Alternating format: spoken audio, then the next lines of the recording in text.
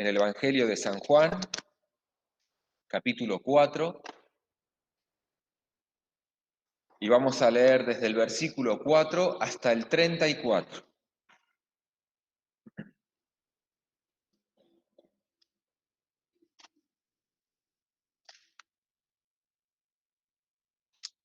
Vamos a leer de manera alternada, desde el versículo 4 hasta el 34. San Juan capítulo 4. Capítulo 4, y vamos a leer desde el versículo 4 hasta el 34.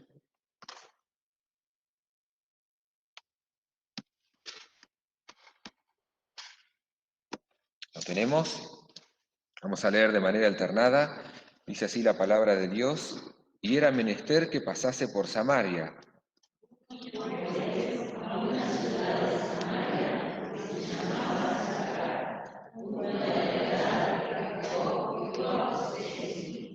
Y estaba allí la fuente de Jacob, pues Jesús, cansado del camino, así se sentó a la fuente. Era como la hora de sexta.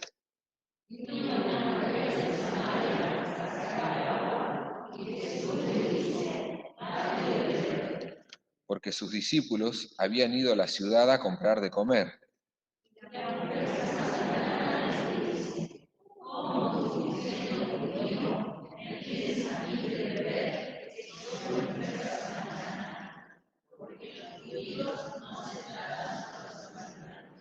Respondió Jesús y díjole: si conocieses el don de Dios y quién es el que te dice, dame de beber, tú pedirías de él y él te daría agua viva.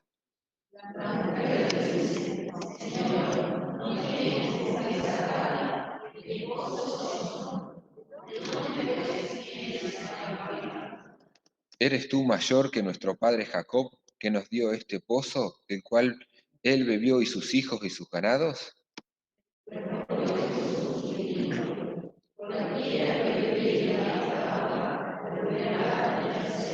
Mas el que bebiere del agua que yo le daré, para siempre no tendrá sed.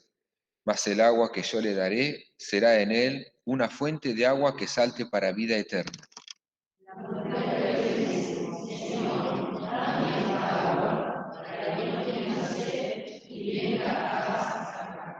Jesús le dice: ve, llama a tu marido y ven acá.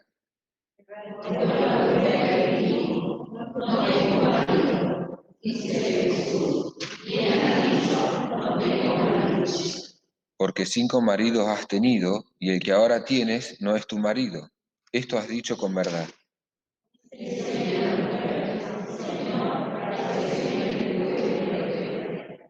Nuestros padres adoraron en este monte, y vosotros decís que en Jerusalén es el lugar donde es necesario adorar.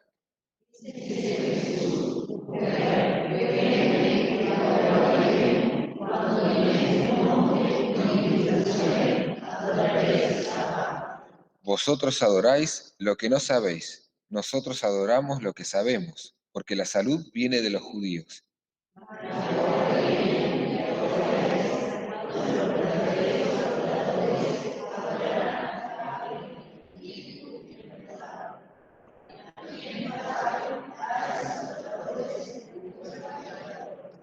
Dios es espíritu, y los que le adoran en espíritu y en verdad, es necesario que adoren.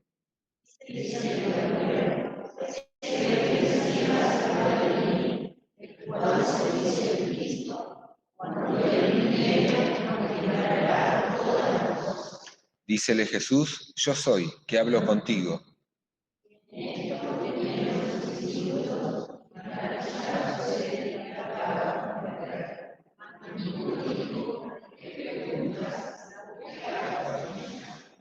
Entonces la mujer dejó su cántaro y fue a la ciudad y dijo a aquellos hombres.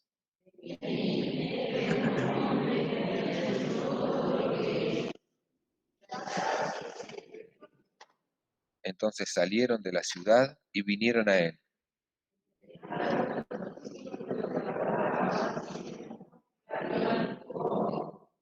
Y él les dijo: yo tengo una comida que comer que vosotros no sabéis.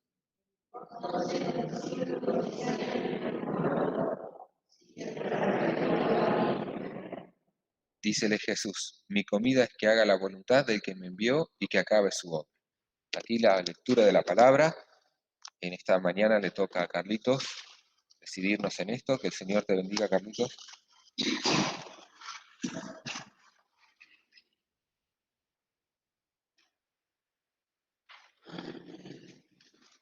Bien, hermanos.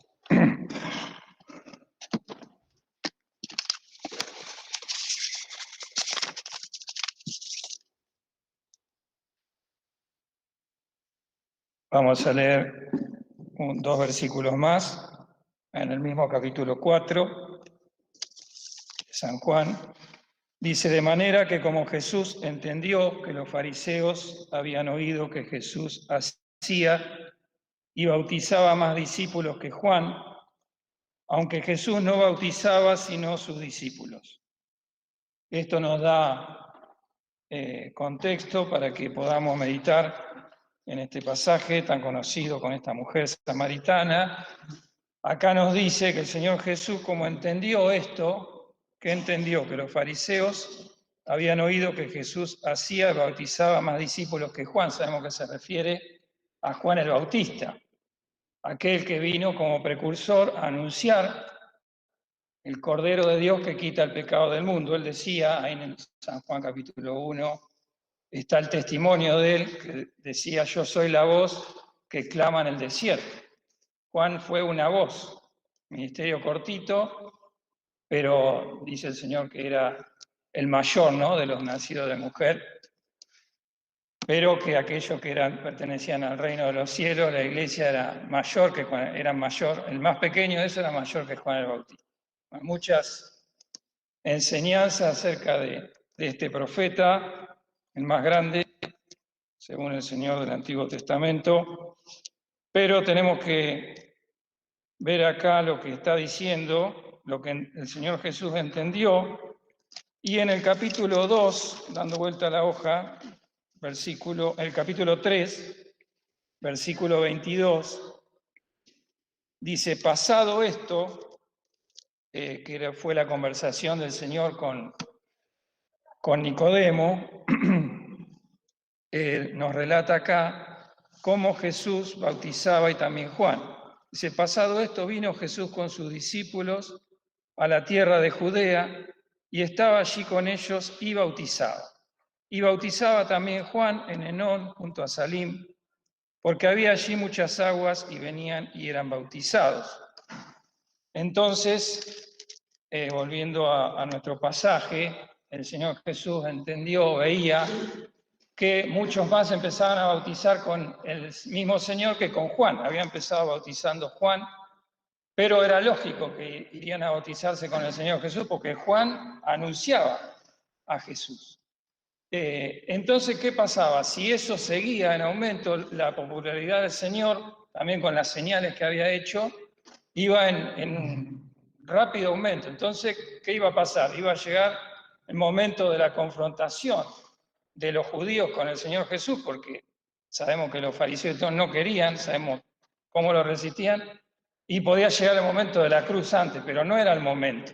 Entonces el Señor entiende eso y se vuelve a Galilea. Ese es el motivo por el cual se vuelve, y también nos da el dato, acá en el versículo 2, que Jesús no bautizaba sino sus discípulos, mostrando el Señor la conexión con Juan, o sea, autenticando lo que Juan decía, que era aquel que había de venir de distinta manera, pero también bautizando, pero él no bautizaba sino sus discípulos, mostrando también que el Señor es mayor, infinitamente mayor que Juan, como Juan decía, que no era digno de desatar la correa de sus zapatos.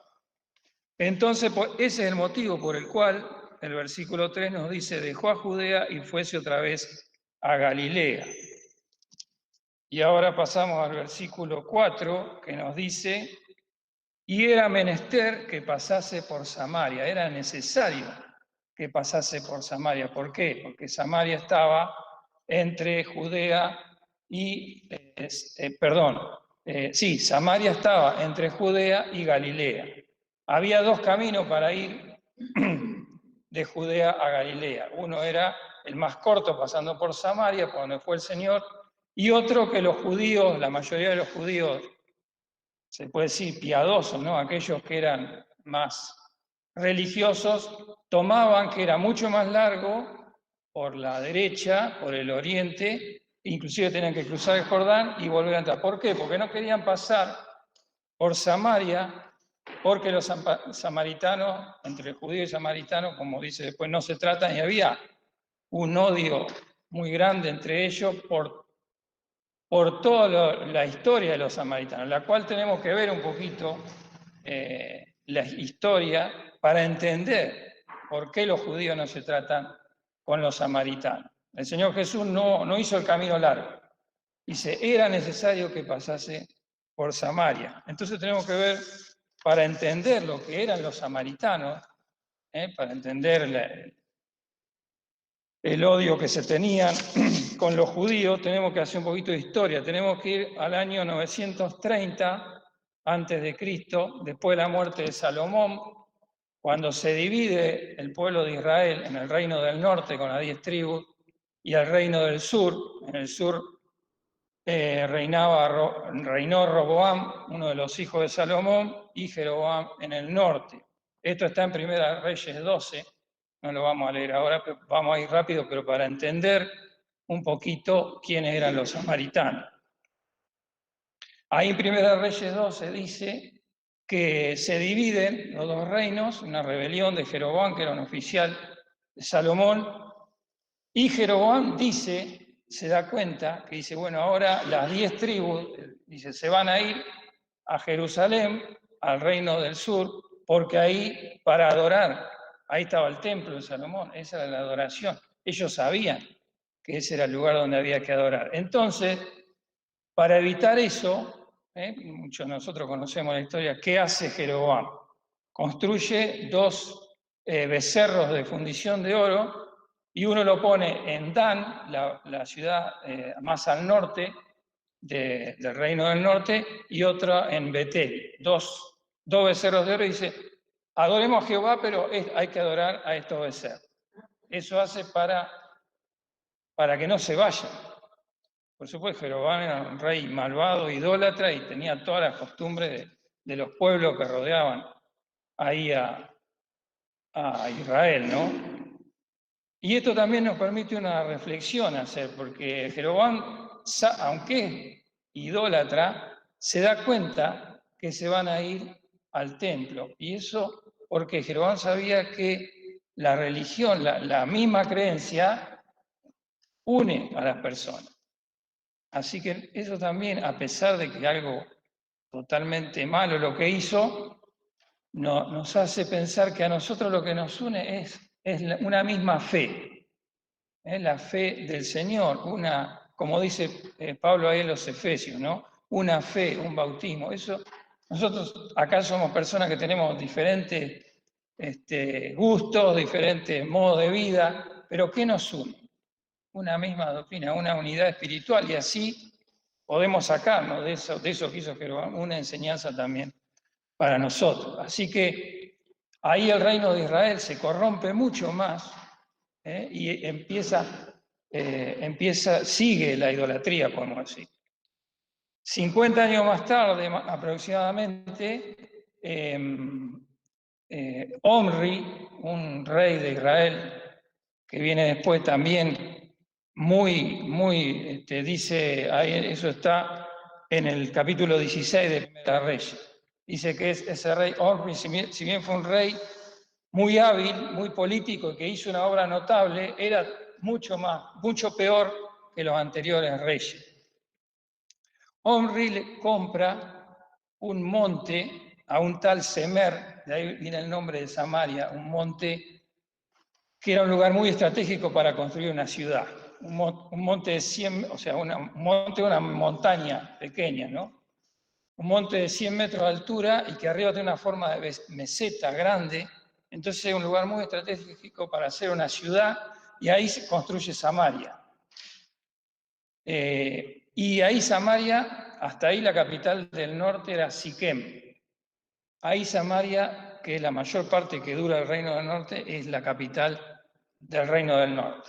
Así que ahí tenemos a Samaria, Y después de Omri reina Acab.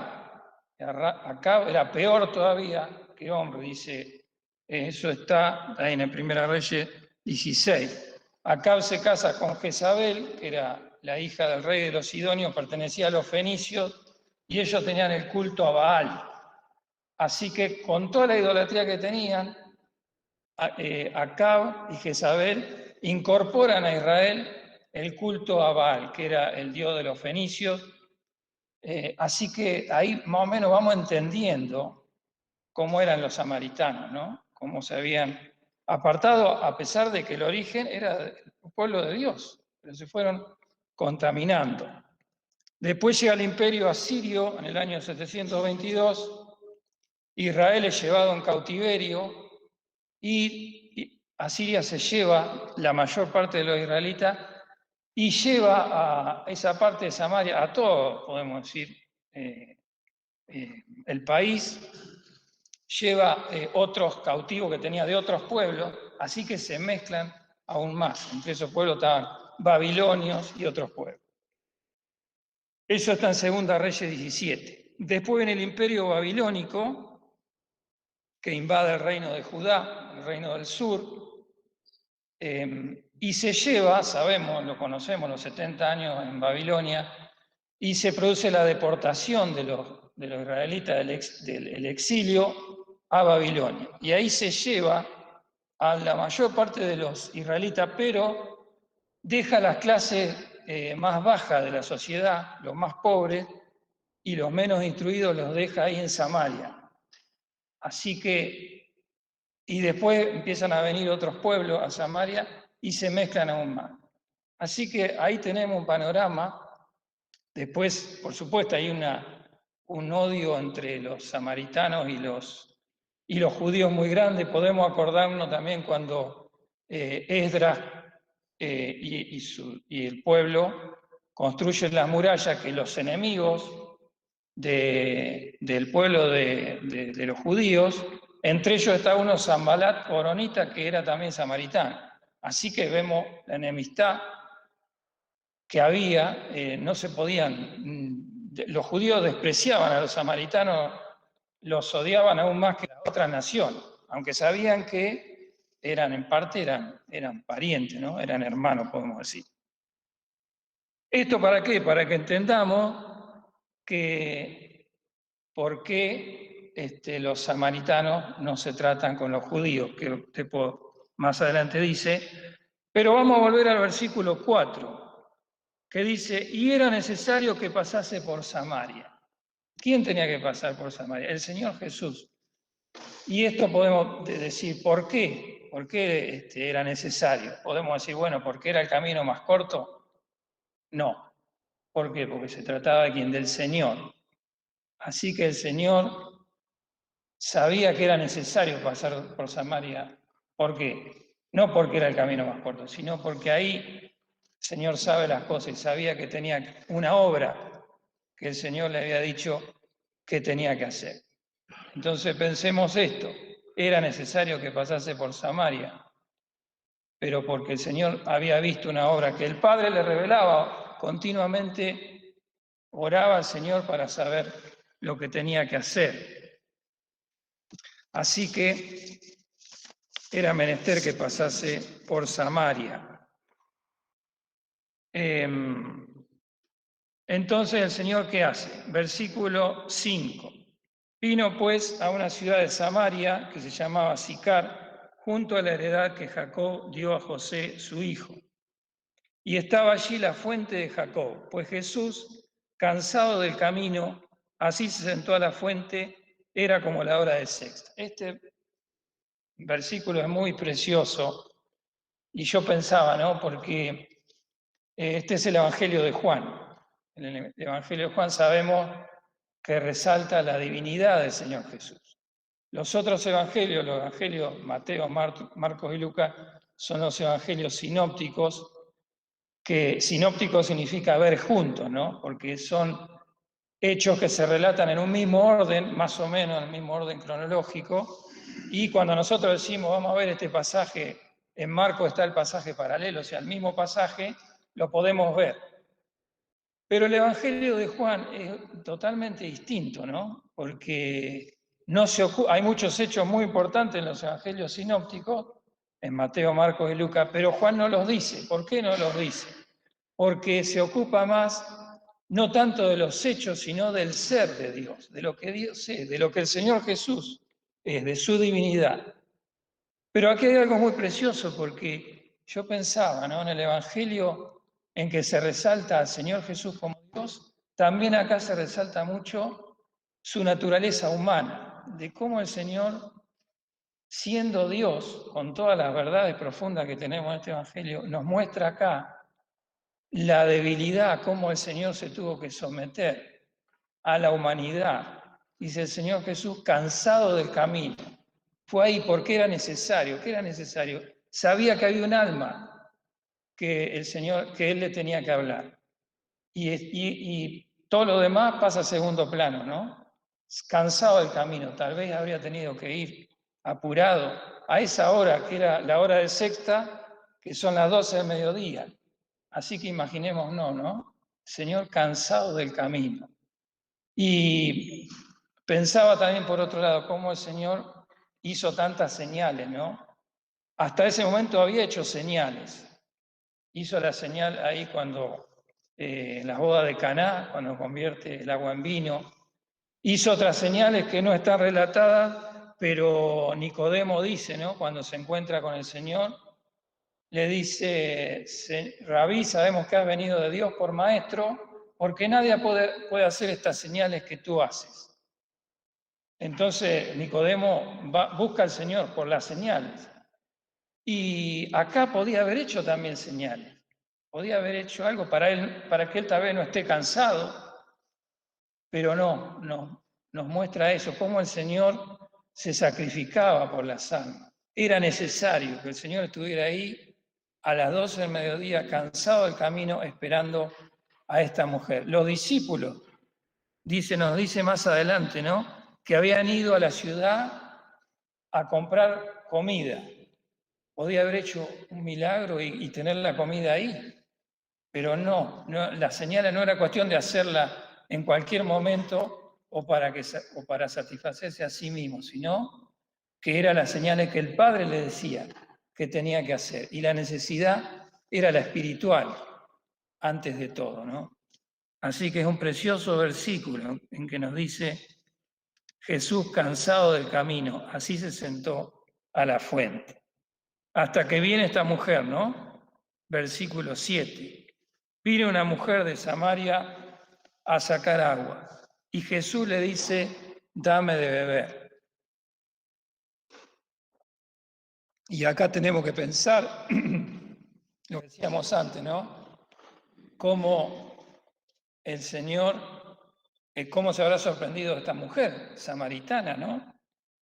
Porque dice que los discípulos, dice en el versículo 9, los judíos no se tratan con los samaritanos. El Señor le pide agua.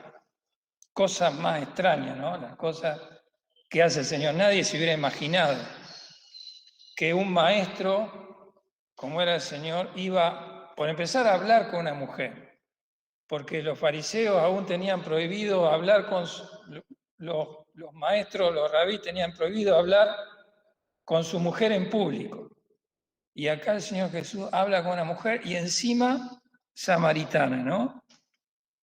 Y le dice, dame de beber, porque sus discípulos habían ido a la ciudad a comprar de comer. Y la mujer samaritana le dice, ¿cómo tú, siendo judío, me pides a mí de beber, que soy mujer samaritana?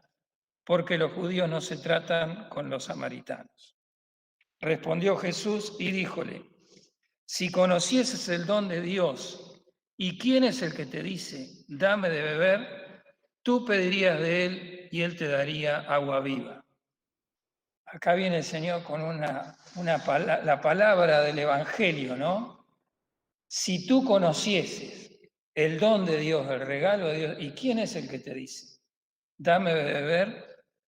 Él te daría agua viva. Acá el Señor le empieza a hablar. El agua viva, los judíos decían el agua viva, no el agua que estaba estancada, que era fruto de contaminación, sino agua de manantial, agua viva que corría. Y el Señor le empieza a hablar del agua viva porque lo que ella conocía era el agua, el motivo por el que estaba ahí, creo que había ido a buscar agua. Y esto nos hace pensar, ¿no?, cómo el Señor vino a nosotros una vez con el Evangelio, con una revelación, una palabra que nosotros no podíamos entender, como esta mujer, ¿no? Pero así empieza, así empezó. Empieza la predicación del Evangelio. El Señor nos habla con cosas que nosotros no podemos entender, pero nos va llevando de a poco, ¿no? Hasta que un día entendimos una revelación tan grande como el Señor acá le está dando a esta mujer. La mujer no entiende, ¿no? Versículo 11. La mujer le dice: Señor, no tienes con qué sacarla, y el pozo es hondo. ¿De dónde pues tú tienes el agua viva? ¿Eres tú mayor que nuestro padre Jacob, que nos dio este pozo, del cual él bebió y sus hijos y sus ganados?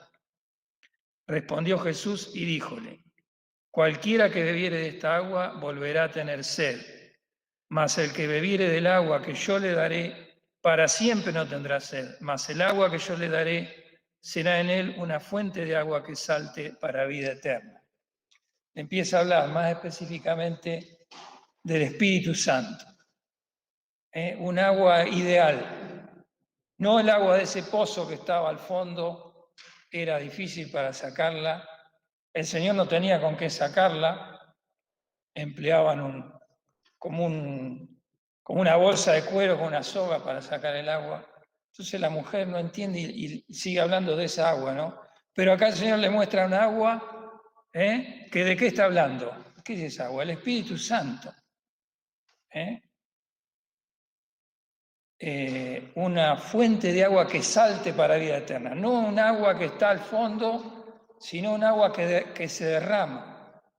Como dice Tito en el capítulo 3, versículo 13 creo que es, que dice: el Espíritu Santo, el cual derramó en nosotros abundantemente por Jesucristo nuestro Salvador.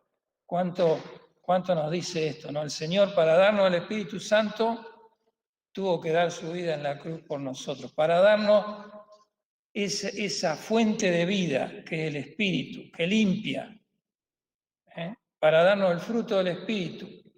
Como nos dice en Romanos 5:5, el amor de Dios está derramado en nuestros corazones por el Espíritu Santo que nos es dado. Pero la mujer no puede entender, porque es una revelación tan grande, una palabra tan grande del Evangelio. Sigue pensando en lo que ella, en lo que es su vida, ¿no?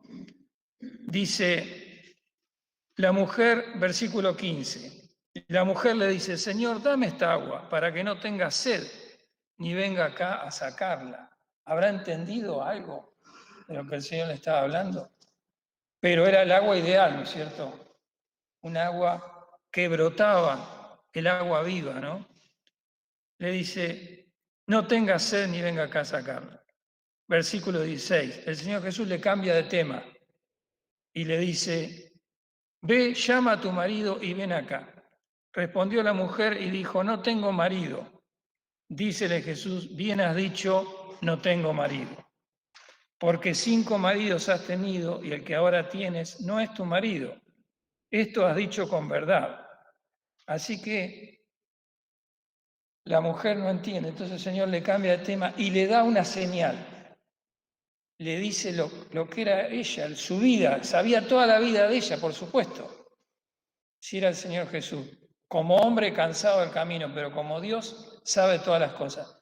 Y como ella no alcanza a entender, le da una señal, particularmente para ella. Para eso eran las señales, ¿no? Para dirigir la fe al Señor. Entonces, la mujer dice: paréceme que tú eres profeta. Parece que ahí empieza a creer, pero ha recibido la palabra, ya está recibiendo la palabra, que no la alcanza a entender ni a creer, pero con esta señal es como que empieza, ¿no? cómo el Señor busca las almas, cómo el Señor las va llevando, como a nosotros también. Cuando el Señor nos habló por primera vez, no entendíamos nada, ¿no? Aún cuando nos convertimos, yo me acuerdo que no entendía, pero sabía que necesitaba un Salvador. Así es la obra del Señor, nos va llevando cada vez más para poder entender estas verdades tan profundas. Y la mujer, versículo 20, después que dice, me parece que eres profeta, ahora ella le cambia el tema al Señor, ¿no?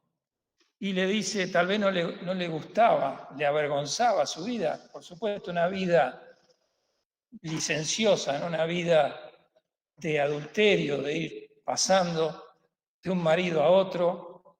También es interesante lo que dicen los comentadores, que ella estaba ahí sola en el pozo, y no era normal que una mujer estuviera sola cuando iba a buscar agua. Generalmente las mujeres iban en grupo,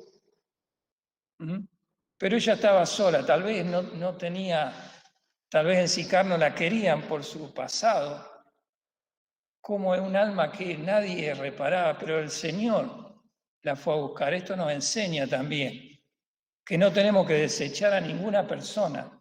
A veces nosotros decimos, esta persona no se va a convertir nunca. Mirá cómo es.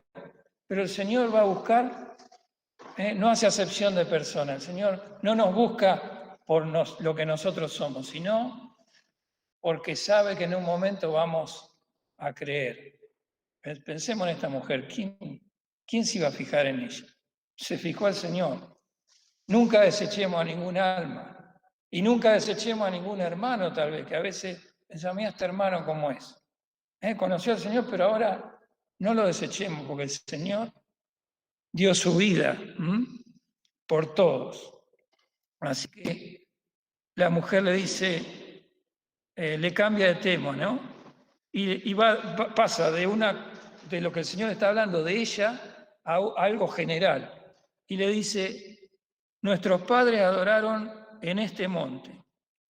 Vosotros decís que en Jerusalén es el lugar donde es necesario adorar.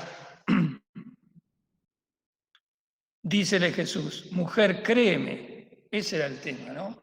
Mujer, créeme, tenía que creerle. Entonces el Señor, ella no entendía, pero el Señor la va llevando, ¿no? Créeme, le dice, que ahora la hora viene cuando ni en este monte ni en Jerusalén adoraréis al Padre. Vosotros adoráis lo que no sabéis, porque nosotros adoramos lo que sabemos, porque la salud viene de los judíos. Ahí le dice, después que la mujer le dice, nosotros adoramos en este monte. ¿Qué monte era? El monte Gerizim, que estaba ahí en Samaria. Y los samaritanos adoran en ese monte. Para ellos, Jerusalén, porque actualmente hay samaritanos, hasta el día de hoy, yo me sorprendí, pero en internet hay una nota que dice, son muy poquitos, pero siguen adorando en ese monte, en el monte Gerizim. El monte Gerizim era el monte de la bendición. Ahí en Deuteronomio 27, cuando Moisés, antes de entrar a la tierra prometida, le dice al pueblo que ellos se tenían que poner una parte de las tribus en el monte Gerizim, que era el de la bendición, y otra parte en el monte Ebal. Y había un valle en el medio y se podían escuchar las voces de los dos montes. Y una de las tribus de las tribus que estaban en el monte Ebal tenían que relatar la maldición que ellos iban a tener si desobedecían al Señor cuando entraban a la tierra prometida.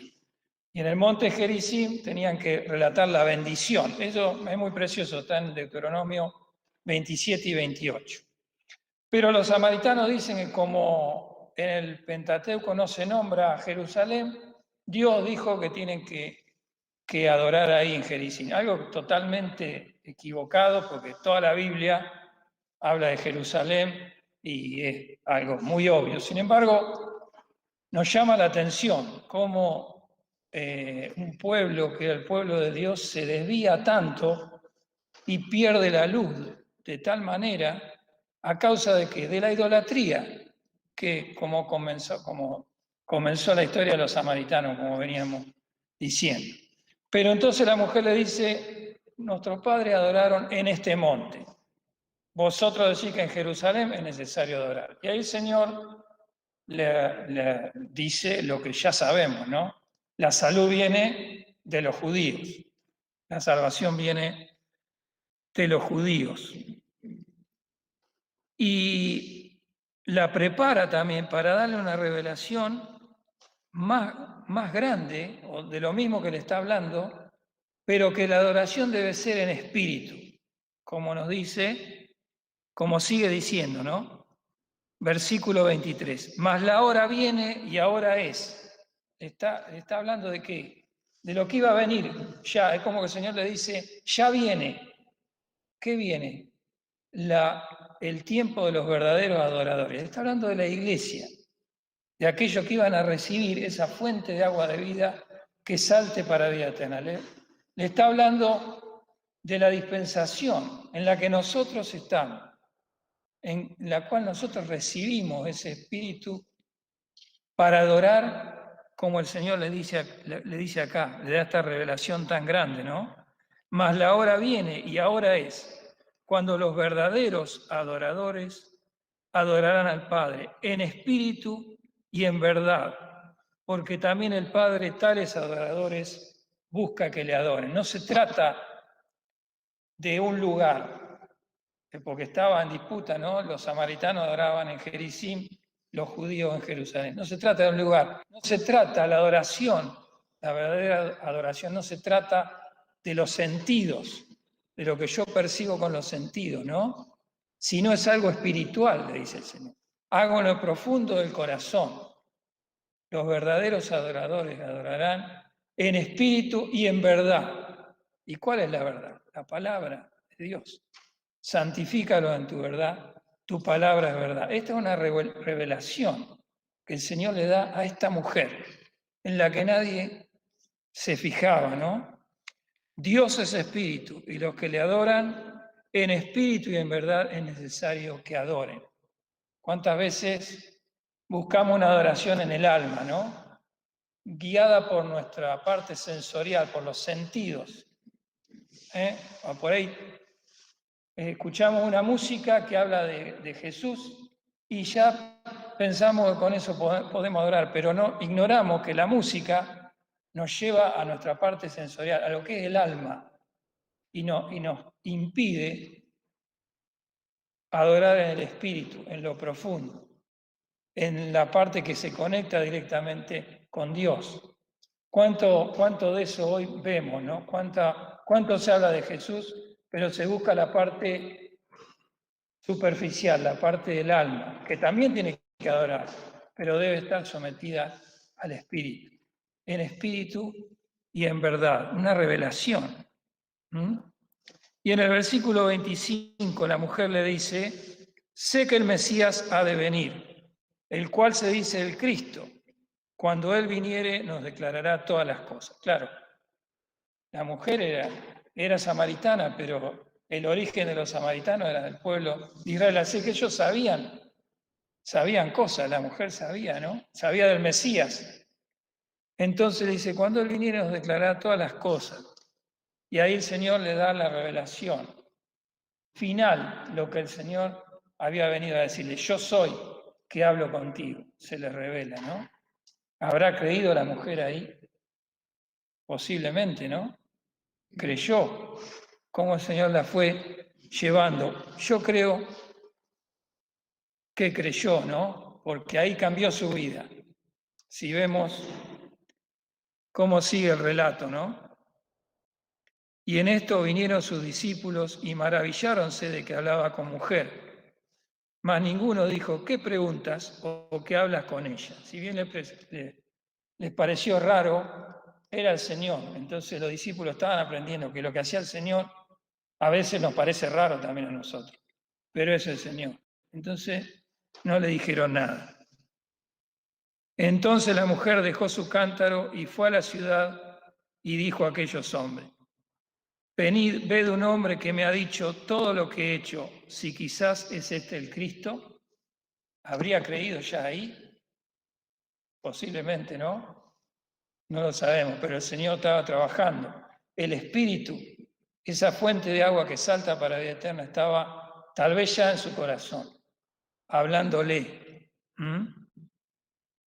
Y ya su vida cambió, porque dice, la mujer dejó su cántaro, que había venido a buscar agua, para llevarla a la ciudad, pero se olvidó, dejó su cántaro ahí. Ese cántaro, podemos decir, puede simbolizar su vida antes de conocer al Señor, porque se olvidó. Y se fue a la ciudad, ¿a qué? A hablarles a otros. Dice, si quizá no sea este el Cristo, una pregunta media como pesimista, ¿no? ¿Será este el Cristo? Pero fue y testificó.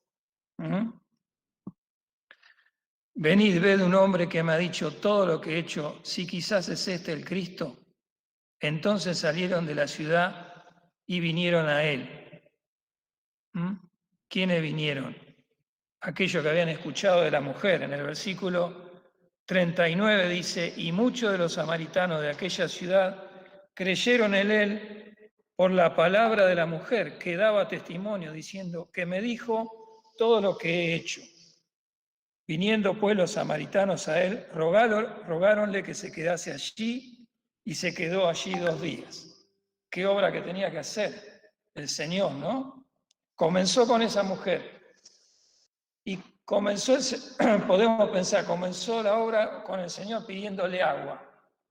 Y ahora los samaritanos le piden, los samaritanos que se convierten, le piden al Señor que se quede con ellos. ¿Cómo es el Evangelio? ¿Cómo es la obra del poder de Dios? ¿No? Porque podemos pensar cómo se odiaban entre ellos los judíos y los samaritanos. Pero por sobre todas las cosas está el Señor, por sobre todas las cosas está el poder de Dios para convertir a las personas. Estos samaritanos conocieron al Señor y le rogaron que se quedase con ellos. Se quedó allí 2 días en Samaria. Qué preciosa la obra del Evangelio.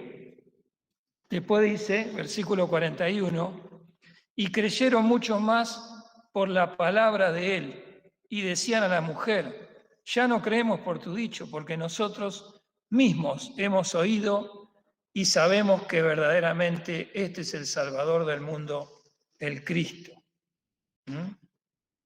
Qué precioso la obra del Evangelio. ¿Por qué? Porque el Señor siempre estaba orando y buscando la dirección de su Padre Celestial. Acá podemos ver también cómo les testifica a sus discípulos, ¿no? Cuando en el versículo 31 dice, entre tanto, los discípulos le rogaban diciendo, Rabí, come. Habían ido a buscar comida para el Señor, pensaban que tenía hambre, ¿no? Estaba cansado del camino, tal vez habían ido todo ese trayecto hasta Samaria, hasta Sicar. Y el Señor aprovecha ahí para darle esta enseñanza, ¿no? Siempre el Señor hacía eso. Y Él les dijo, yo tengo una comida que comer que vosotros no sabéis. Entonces los discípulos decían el uno al otro, si le habrá traído a alguien de comer, dícele Jesús, mi comida es que haga la voluntad del que me envió y que acabe su obra. Y ahí les habla, ¿no? De una costumbre que ellos tenían. Decían, ¿no decís vosotros, aún hay 4 meses hasta que llegue la siega? He aquí os digo, alzad vuestros ojos y mirad las regiones, porque ya están blancas para la siega. Les habla de la predicación del Evangelio. Hay mucho para ver, pero no tenemos tiempo, pero quedémonos con esto. Mi comida es que haga la voluntad del que me envió, decía el Señor, del Padre. Su comida, ¿qué más necesario que la comida, no? ¿Qué mayor necesidad? Entonces, esa era la necesidad del Señor, que haga la voluntad del que me envió. Era necesario que pasase por Samaria. el Señor nos da el ejemplo, ¿no? Para que nosotros pensemos, ¿cuál es nuestra necesidad? Bueno, si las cosas de esta vida tenemos que hacer las cosas de aquí abajo, tenemos muchas necesidades, pero ¿cuál debería ser nuestra mayor necesidad? El Señor decía, mi comida, mi necesidad es que haga la voluntad del que me envió. Y el Señor a nosotros también nos envía, nos ha dado esta luz preciosa del Evangelio, para que tengamos una necesidad de testificar como el Señor, de prender almas. El que prende almas es sabio, dice la palabra del Señor. Quedémonos con esto, con esta palabra. Era necesario que pasase por Samaria. Qué precioso, qué necesario para mí. ¿Cuántas veces mi necesidad se reduce a las cosas de aquí abajo?